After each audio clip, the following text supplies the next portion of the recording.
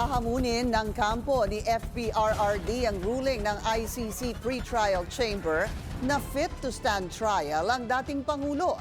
Pero para kay ICC Assistant to Counsel Attorney Cristina Conti, kumpiyansa siyang malilitis ang kasong crimes against humanity ni Duterte. Yan ang agenda report ni Joash Malimban.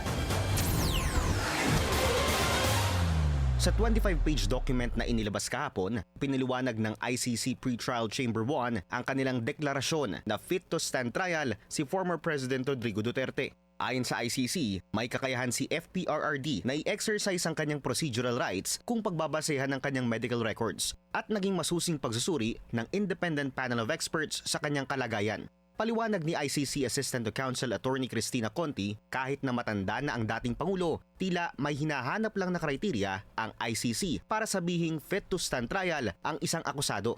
At pasado raw dito ang dating Pangulo. Ang hinahanap lang ng pamantayan, meaningfully makakapag-participate ba ang isang tao? And when you say meaningfully, ibig sabihin hindi lang ito basta present o nakatayo lang dyan. Nakikinig, naiintindihan at nakaka-engage o nakakaharap dun sa kung anumang sinasabi. Paliwanag pa ni Attorney Conti, kayang makaintindi at makapagbigay ng saloobin ng dating Pangulo kaugnay ng kanyang mga kinahaharap na alegasyon base sa pagsusuri ng mga eksperto. Wala rin daw itong sakit sa utak base sa mga isinagawang medical exam tulad ng MRI test. Hindi kasi ang inaasahan ay para kang abogado na naiintindihan ang bawat pasikot-sikot ng kaso.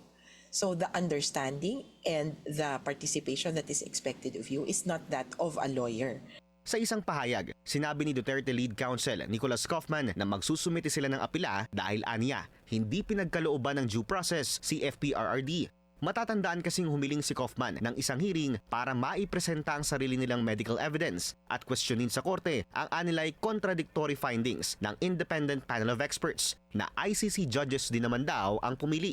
Sagot ni Attorney Conti. I would even say it's bad practice to controvert information or evidence from an independent panel of experts simply because you lost their opinion or you do not like their opinion. Sa isang interview sa The Hague, nagpasalamat naman si Vice President Sara Duterte sa kanilang mga taga-suporta. Maraming salamat sa inyo, mga kababayan namin, sa inyong pagpapakita ng suporta kay dating Pangulong Rodrigo Duterte dito sa detention unit ng ICC. At syempre, lalong-lalo na ngayong araw na ito dahil hindi maganda yung balita sa kanyang kaso at nandito kayo para magbigay ng moral support sa kanya. Sa February 23, opisyal na bubuksan ng confirmation of charges hearing ni FPRRD. Dito diringgin ng korte ang mga ebidensyang hawak ng prosecution at ng kampo ng dating Pangulo. Pagdedebatihan kung ano nga bang mga kaso ang mapatutunayan ng mga taga-usig. Ayon kay Attorney Conti, posibleng ilang buwan pa matapos ang period ng confirmation of charges hearing bago magbigay ng desisyon ang korte. Mahahati raw sa tatlong options ang ilalabas na desisyon. Ang tanong doon ay whether to confirm the charges or not. May ebidensya ba na sapat para magtuloy sa trial? Tatlo ang magiging sagot niyan. Oo, may ebidensya or walang ebidensya or kulang pa at buuin pa yung ebidensya. Kapag walang ebidensya, ay hindi kaagad dismissal, hindi ito dismissal kasi maaaring may iba pang charges at bahagi ng investigation. Doon naman sa oo, may sapat na ebidensya, doon lamang magsisimula pagkatapos nun yung trial. Ayon kay Attorney Conti, historically speaking, bihira ang nadidismiss ang charges sa ICC. Kaya aniya, confident siyang magpo-proceed sa trial ang mga nakasampang alegasyon ng crimes against humanity laban kay dating Pangulong Duterte. Para sa agenda, Joash Malimban, Billionaire News Channel.